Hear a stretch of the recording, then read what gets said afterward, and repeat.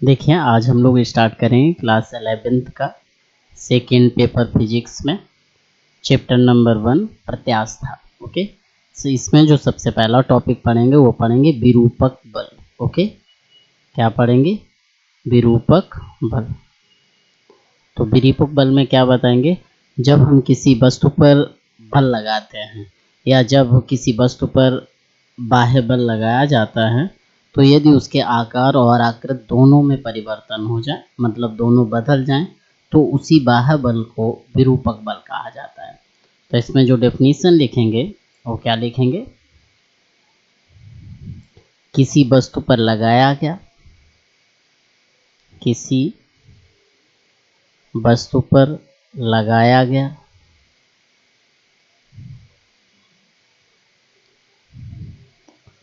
वह बाह्य बल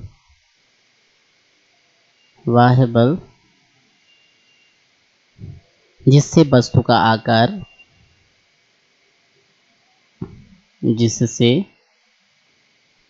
का आकार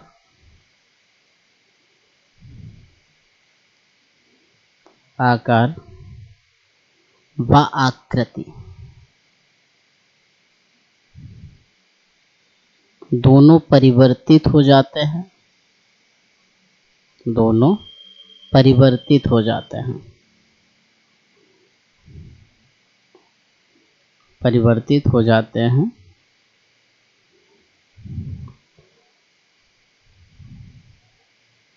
इसी बाह्य बल को विरूपक बल कहा जाता है। बल कहा जाता है। तो इसमें क्या बताया कि जब किसी वस्तु पर बाह्य बल लगाया जाता है तो वस्तु के आकार और आकृति में परिवर्तन हो जाता है। वस्तु पर आरोपित इसी बाह्य बल को विरूपक बल कहा जाता है। और जब ये बल हटा दिया जाता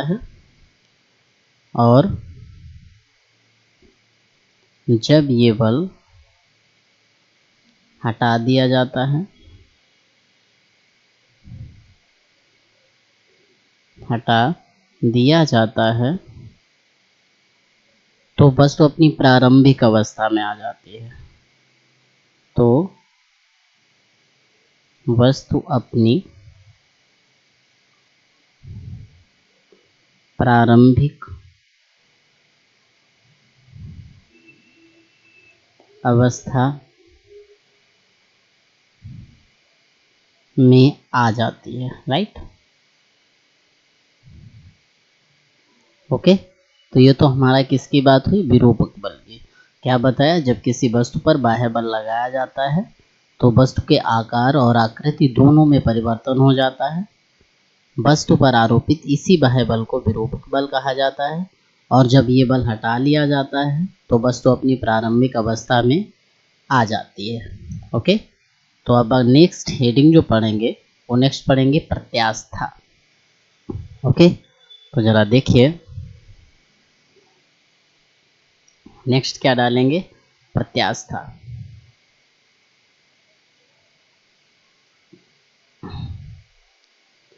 ओके, तो जरा देखिए नेक्स्ट आता है आपका प्रत्यास्थता किसे कहते हैं। राइट, तो प्रत्यास्था में क्या बताएंगे? किसी वस्तु का वह गुण जिसके कारण वह अपनी अवस्था परिवर्तन का विरोध करती है। वस्तु के इसी गुण को क्या कहा जाता है? प्रत्यास्था। ओके, या फिर ये बोल सकते हैं किसी वस्तु का वह गुण, किसी वस्तु का वह गुण जिसके कारण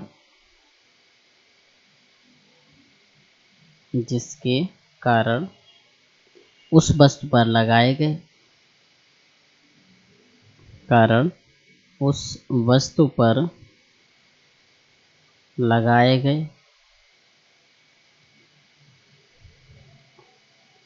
गए विरूपक बल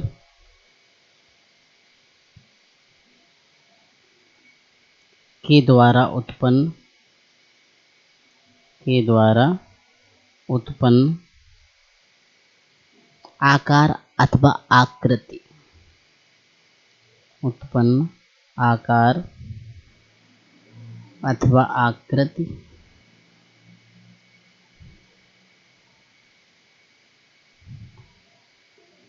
के परिवर्तन का विरोध करती है, के परिवर्तन का विरोध करती है,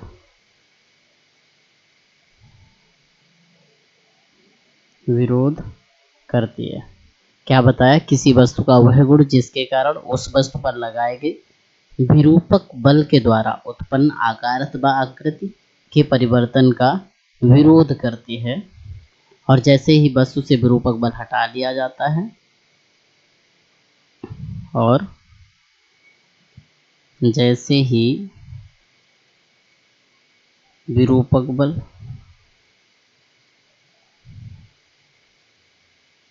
हटा लिया जाता है, हटा लिया जाता है, वस्तु अपनी प्रारंभिक अवस्था में लौट आती है, वस्तु अपनी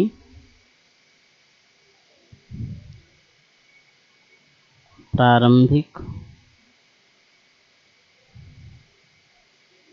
अवस्था में लौट आती है। ओके, वस्तु के इसी गुण को प्रत्यास्था कहा जाता है, वस्तु के इसी गुण को, इसी गुण को प्रत्यास्था कहा जाता है, कहा जाता है। ओके, क्या बताया? किसी वस्तु का वह गुण जिसके कारण उस वस्तु पर लगाए गए विरूपक बल के द्वारा उत्पन्न आकार अथवा आकृति के परिवर्तन का विरोध करती है, और जैसे ही बल हटा लेते हैं तो वस्तु अपनी प्रारंभिक अवस्था में लौट आती है। वस्तु के इसी गुण को क्या कहा जाता है? विरूपक बल कहा जाता है। अब जरा एग्जाम्पल की अगर बात की जाए तो एग्जाम्पल में क्या हम लोग बताएंगे?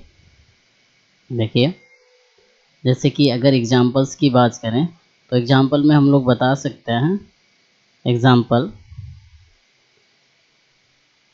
में नंबर 1, रबड़ से बनी कोई डोरी। क्या? रबड़ से बनी कोई डोरी। ओके, जैसे कि रबड़ से कोई डोरी बनी है, उसे जब हम खींचते हैं तो क्या होता है? वो बढ़ जाती है, और जैसे ही उसे खींचना बंद करते हैं क्या होता है? वो अपनी पुरानी अवस्था में आ जाती है। ऐसे ही सेकेंड में क्या लिख सकते हैं? स्प्रिंग। ओके, जब हम स्प्रिंग को क्या करते हैं? बहाबल लगाकर खींचते हैं तो वह बढ़ जाती है, या दबाते हैं तो स्प्रिंग की लंबाई घट जाती है, और जैसे ही ये खींचना या दबाना दोनों बंद करते हैं तो स्प्रिंग अपनी पुरानी अवस्था में आ जाती है। ओके, और स्प्रिंग के इसी गुण को क्या कहते हैं? प्रत्यास्था। ओके, अब नेक्स्ट हेडिंग जो डालेंगे वो क्या बताएंगे? आगे टॉपिक अपना बढ़ेगा, वो बनेगा प्रत्यास्थ वस्तुएं क्या होती हैं। ओके, तो इसमें क्या लिखेंगे? प्रत्यास्थ वस्तुएं।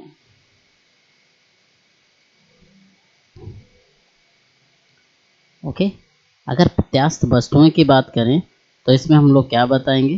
देखिए, इसमें बताएंगे वह वस्तुएं जो बाह्यबल के हटा देने पर अपनी पुरानी अवस्था में पूर्णतः वापस लौट आती हैं, प्रत्यास्थ वस्तुएं कहलाती हैं। क्या बताएंगे?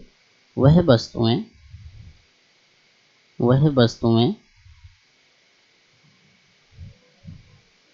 जो बाह्यबल, अच्छा ये बताना, बाह्यबल को हम लोग क्या बोलते हैं? विरूपक बल। ओके, बाह्यबल को विरूपक बल कहता है। बाह्यबल या ब्रैकेट में क्या लिख सकते हैं? विरूपक बल के हटा देने पर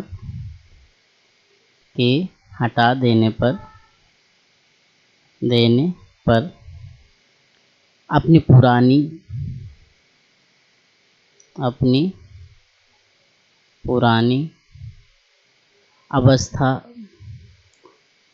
पूर्णतः प्राप्त कर लेते हैं।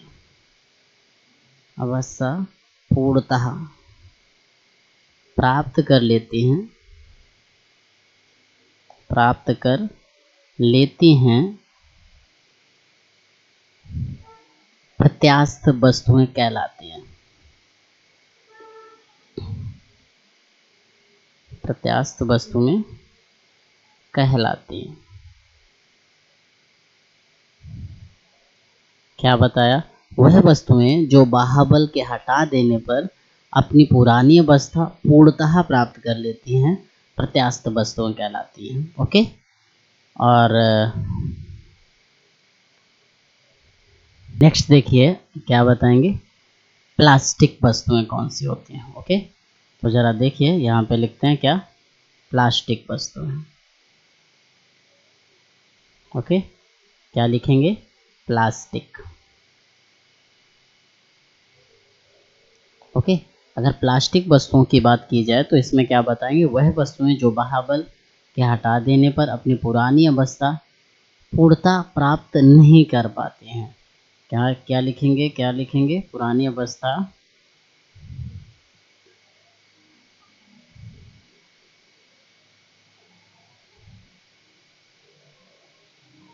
पुरानी अवस्था, ये भी हटा देते हैं। ओके, इतना थोड़ा चेंज करना है बस, बाकी पूरा सेम है। क्या बताएंगे, वह वस्तुएं जो बाह्यबल के हटा देने पर अपनी पुरानी अवस्था पूर्ण रूप से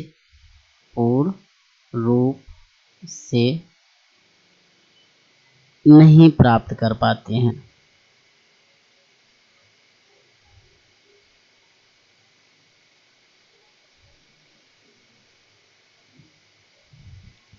पूर्ण रूप से नहीं प्राप्त कर पाती हैं, कर पाती हैं।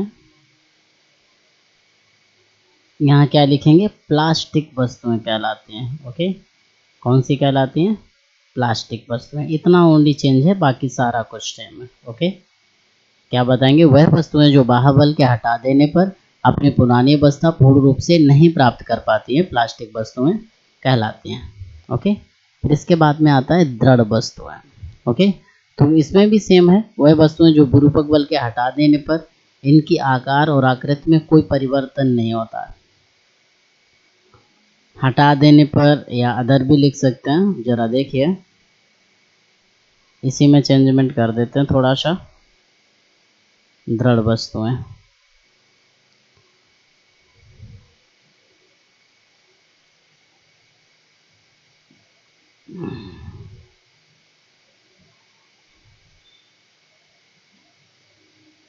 हटा देने पर इनकी आकार और आकृति में कोई परिवर्तन नहीं होता है। ओके,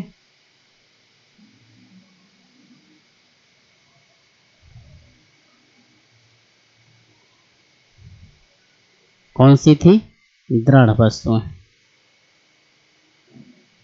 दृढ़ दृढ़ दृढ़ दृढ़ सही से लिखिए भैया,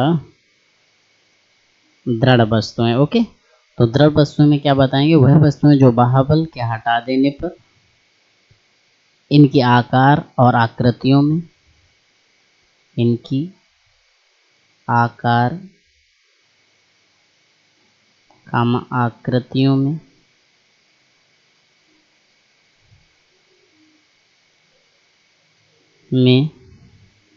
कोई परिवर्तन नहीं होता है, कोई परिवर्तन नहीं होता है, नहीं होता है, दृढ़ वस्तुएं कहलाते हैं, दृढ़ वस्तुएं कहलाते हैं। याद रहेगा, तो यहाँ से ये चीज़ें तो आपको याद रखनी है। आगे जरा बढ़ते हैं धीरे से फिर। और देखिए, अब अगला टॉपिक जो अपना है वो है प्रत्यास्था की सीमा किसे कहते हैं। ओके, तो इसमें क्या बताएंगे, किसी वस्तु पर लगाए गए विरूपक बल की वह सीमा जिसके अंतर्गत वस्तु में प्रत्यास्था का गुण विद्यमान रहता है, उसे क्या कहते हैं, प्रत्यास्था की सीमा। जैसे कि जब हम प्लास्टिक की रबड़ को खींचते हैं तो एक लिमिट ऐसी भी आती है, अगर उससे ज़्यादा खींच दें तो वो टूट सकती है, राइट। जैसे गुब्बारा है, एक लिमिट तक दबाते हैं, अगर ज़्यादा दबा देंगे तो क्या होगा, फूट जाएगा। ओके। जैसे स्प्रिंग है, स्प्रिंग को हम खींचते हैं, खींचने के बाद छोड़ते हैं, वो अपने उसी आकार में आ जाती है, लेकिन एक लिमिट ऐसी भी होती है जब ज़्यादा खींच देते हैं तो वो वस्तु अपने उस आकार में नहीं आती है। ओके। अगर उस आकार में नहीं आती है तो इसी को हम लोग क्या कहते हैं, प्रत्यास्थता की सीमा। तो क्या बताएंगे, किसी वस्तु पर लगाए गए विरूपक बल की वो सीमा जब तक कि उसमें प्रत्यास्थता का गुण विद्यमान रहे, प्रत्यास्थता की सीमा कहलाती है। ओके, जरा आगे देखिए। देखिए यहाँ पे दो क्वेश्चन है। सबसे पहला क्वेश्चन क्या है कि सबसे अधिक प्रत्यास्थ वाला पदार्थ कौन सा है। तो इसमें जो आंसर अपना आएगा, सबसे अधिक प्रत्यास्थ वाला पदार्थ आपका स्टील रहता है। ओके। सेकेंड का जो आंसर रहेगा कि प्रत्यास्थता क्या है, तो क्या बताएंगे, किसी वस्तु के खींचने का गुण, किसी वस्तु के खींचने का गुण। ओके। तो ऐसे नॉर्मल हमसे पूछा जा सकता है कि प्रत्यास्थता क्या है, तो क्या बताएंगे, किसी वस्तु के खींचने का गुण प्रत्यास्थता होता है। ओके। नेक्स्ट आता है अपना प्रतिबल। ओके। तो प्रतिबल में क्या बताएंगे, इसमें बताएंगे साम्यावस्था पर, साम्यावस्था पर किसी वस्तु पर कार्य करने वाले, किसी वस्तु पर या किसी वस्तु के, क्या बोलेंगे, साम्यावस्था पर या साम्यावस्था में किसी वस्तु के, किसी वस्तु के एकांक क्षेत्रफल पर, एकांक क्षेत्रफल पर कार्य करने वाले,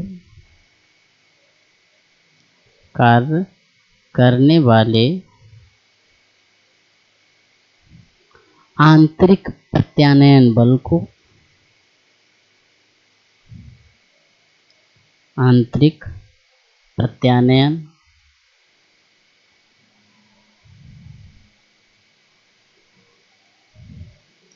बल को प्रतिबल कहता है।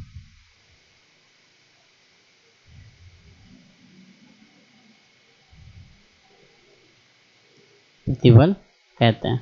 तो क्या बताएंगे, साम्यावस्था पर किसी वस्तु के एकांक क्षेत्रफल पर कार्य करने वाले आंतरिक प्रत्यानयन बल को प्रतिबल कहते हैं। जैसे कि मान लेंगे, माना साम्यावस्था में, साम्यावस्था में किसी वस्तु का क्षेत्रफल, किसी वस्तु का क्षेत्रफल बराबर ए। ओके। और आरोपित बल कितना है, आरोपित बल बराबर एफ। तो उस टाइम जब होगा तो प्रतिबल बराबर क्या आएगा, प्रतिबल बराबर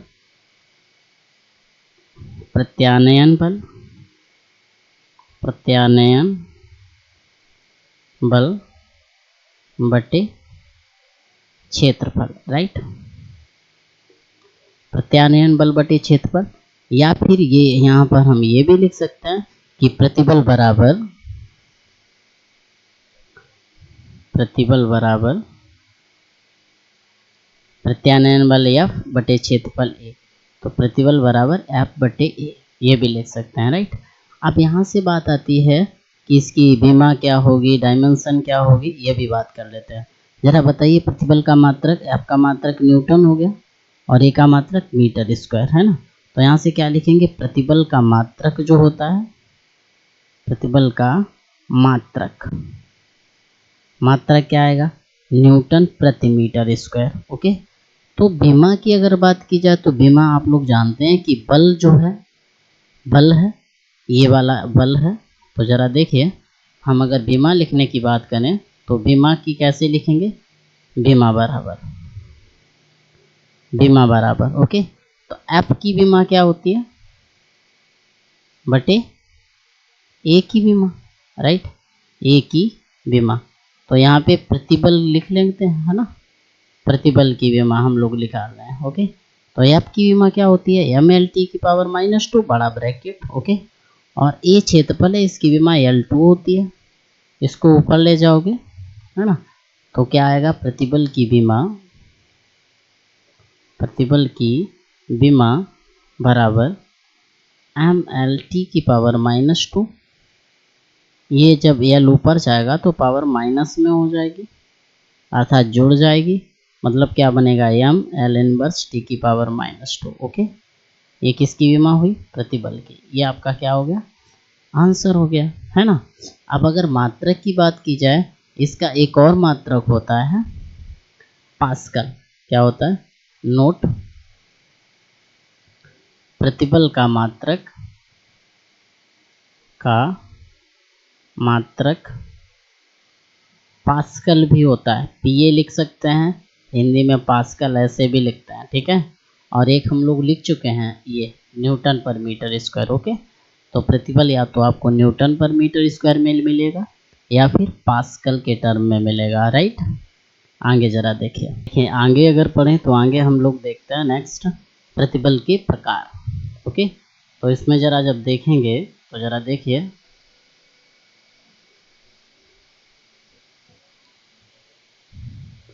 क्या डालेंगे, प्रतिबल के प्रकार।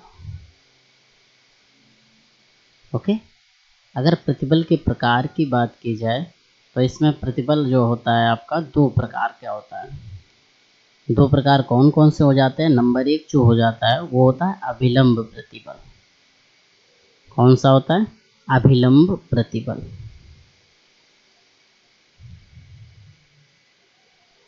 ओके, और नंबर सेकेंड पे जो आता है वो आता है स्पर्श रेखीय प्रतिबल। स्पर्श रेखीय, या ये भी बोल सकते हैं अपरूपण प्रतिबल।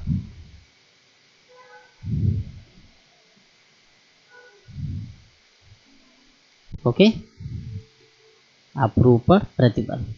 अब नंबर 1 हम लोग पढ़ेंगे क्या, स्पर्श रेखीय प्रतिबल क्या होता है। ओके, देखिए अब इसमें हम लोग बात करेंगे अभिलंब प्रतिबल की। ओके, तो अभिलंब प्रतिबल में क्या बताएंगे, जब किसी वस्तु पर लगाया गया विरूपक बल वस्तु की सतह के लंबवत होता है तो वस्तु पर कार्यरत प्रतिबल को अभिलंब प्रतिबल कहता है। क्या बताएंगे, जब किसी वस्तु पर लगाया गया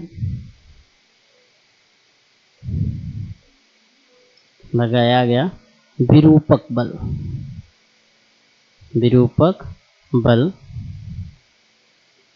उस वस्तु की सतह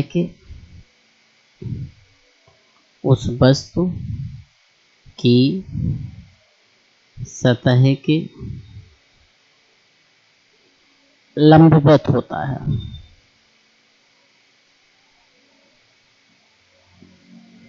या लंबवत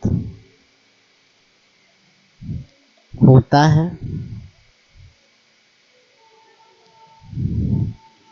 तो उस वस्तु पर कार्यरत प्रतिबल को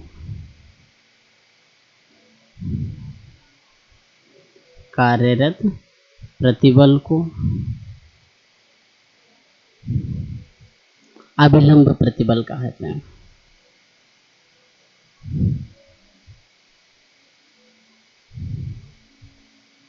अभिलंब प्रतिबल कहते हैं। ओके, तो यहाँ पे हमने क्या बताया, जब किसी वस्तु पर लगाया गया विरूपक बल उस वस्तु की सतह के लंबवत होता है तो उस वस्तु पर कार्यरत प्रतिबल को अभिलंब प्रतिबल कहते हैं। ओके, तो जब इनमें परिवर्तन दो प्रकार के होता है, मतलब वस्तु में होने वाले परिवर्तन के आधार पर प्रतिबल दो प्रकार से होता है। नोट, क्या लिखेंगे, वस्तु में होने वाले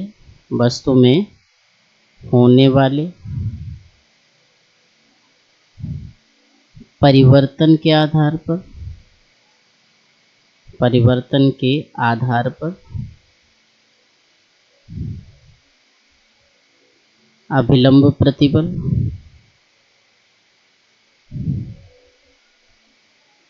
प्रतिबल दो प्रकार का होता है, दो प्रकार का होता है। क्या बताया कि वस्तु में होने वाले परिवर्तन के आधार पर अभिलंब प्रतिबल दो प्रकार का होता है, जिसमें हम लोग नंबर 1 जो पढ़ेंगे, है ना, तो नंबर 1 जो होगा वो होता है तनन प्रतिबल। क्या होता है? तनन प्रतिबल। ओके। और नंबर 2 जो आता है वो आता है संपीडन प्रतिबल, संपीडन प्रतिबल। अब नंबर 1 जो हम लोग पढ़ेंगे क्या होगा? तनन प्रतिबल। ओके। तो इसमें तनन प्रतिबल क्या हम लोग बताएंगे, जरा देखिए। यदि किसी वस्तु, यदि किसी वस्तु पर विरूपक बल लगाने से, पर विरूपक बल लगाने से उसकी लंबाई में वृद्धि होती है। क्या होती है? उसकी लंबाई में वृद्धि होती है।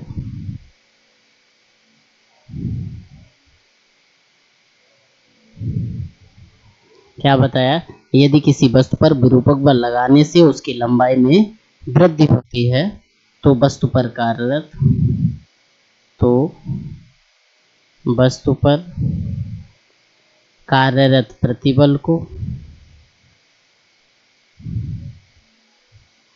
कार्यरत प्रतिबल को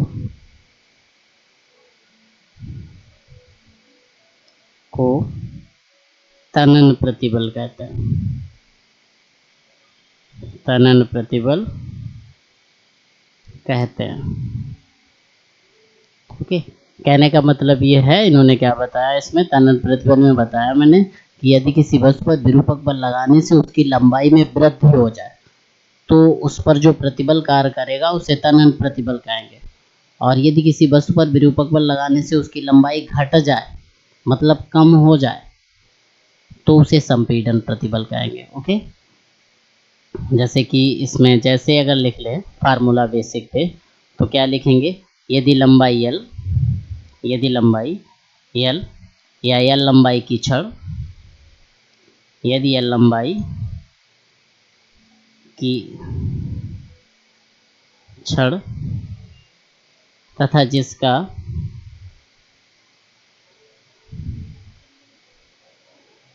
अनुप्रस्थ काट का क्षेत्रफल A है, अनुप्रस्थ काट का क्षेत्रफल कितना है? A है। पर विरूपक बल लगाने से, पर विरूपक बल लगाने से उसकी लंबाई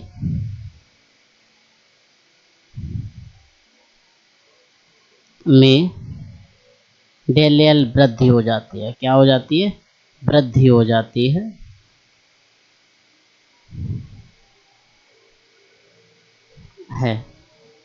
तब उस पर आरोपित विरूपक बल, तब प्रतिबल बराबर क्या लिखोगे? प्रतिबल बराबर F/A। ओके, ये याद रखिएगा। और इस पे ये जो प्रतिबल आया ये कौन सा होगा? तनन प्रतिबल होगा। कहने का मतलब क्या है? जैसे कि आपकी रबड़ की जो गेटिस आती है या रबड़ की, ओके, तो जो रबड़ की होती है L लंबाई में, जैसे कि हम जब रबड़ से बनी कोई डोरी को खींचते हैं, कोई भी डोरी हो, रबड़ से बनी अगर डोरी को खींचते हैं तो खींचने पर क्या होता है? उसकी लंबाई में वृद्धि होती है। ओके, तो जब खींचते हैं डोरी को लंबाई में वृद्धि होती है और तब उस पर जो बल लगता है उसी को हम लोग तनन प्रतिबल कहते हैं। जैसे कि आप ये भी मान सकते हो कि स्प्रिंग है और जब हम लोग स्प्रिंग को F बल लगाकर खींचते हैं, जैसे कि ये स्प्रिंग है आपकी, है ना, ये स्प्रिंग है ना, इनिशियल फेज आपका ऐसा है। ओके, और जब मैंने एफ बल लगाकर यहाँ से खींचा, यहाँ पर क्या लगा है एफ बल, और इधर की ओर खींचा, तो इसमें जो एलोंगेशन आया, जो वृद्धि हुई, तो वृद्धि कैसी हुई, यहाँ से लेके ऐसे ऐसे ऐसे ऐसे ऐसे ऐसे यहाँ तक आ गई। ओके, तो इधर की ओर खींचा था, वृद्धि कितनी हो गई, जैसे कि स्प्रिंग यहाँ तक थी पहले, इसकी ओरिजिनल लेंथ हम लोग एल अगर मान लेते हैं, तो ये कितनी हो गई डेल एल। ओके, तो वृद्धि कितनी हो गई डेल एल। तो इस पर जो प्रतिबल लगा है ना, इस पर जो प्रतिबल लगेगा वो होगा तनन प्रतिबल, राइट, तनन प्रतिबल। इसे क्या बोलेंगे एफ बटे ए। ओके, आगे जरा देखिए, तनन प्रतिबल के बाद में क्या आता है आपका संपीडन प्रतिबल। ओके, तो इसमें जो हम लोग सेकेंड प्रतिबल पढ़ेंगे इसका टाइप, तो यह क्या बोलेंगे संपीडन प्रतिबल। संपीडन प्रतिबल में सिर्फ एक कंडीशन आती है, जैसे बी पार्ट इसका क्या था संपीडन प्रतिबल था, राइट। तो संपीडन प्रतिबल में क्या लिखोगे, जब यदि किसी वस्तु पर विरूपक बल लगाने पर उसकी लंबाई में कमी होती है, तो उस पर कार्यरत प्रतिबल को क्या कहते हैं संपीडन प्रतिबल, राइट। तो क्या बताएंगे, यदि किसी वस्तु पर विरूपक बल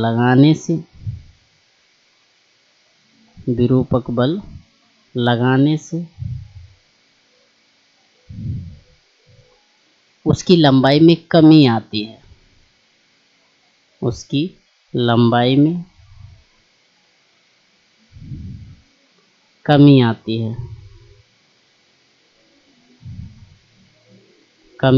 आती है, तो वस्तु पर कार्यरत प्रतिबल को,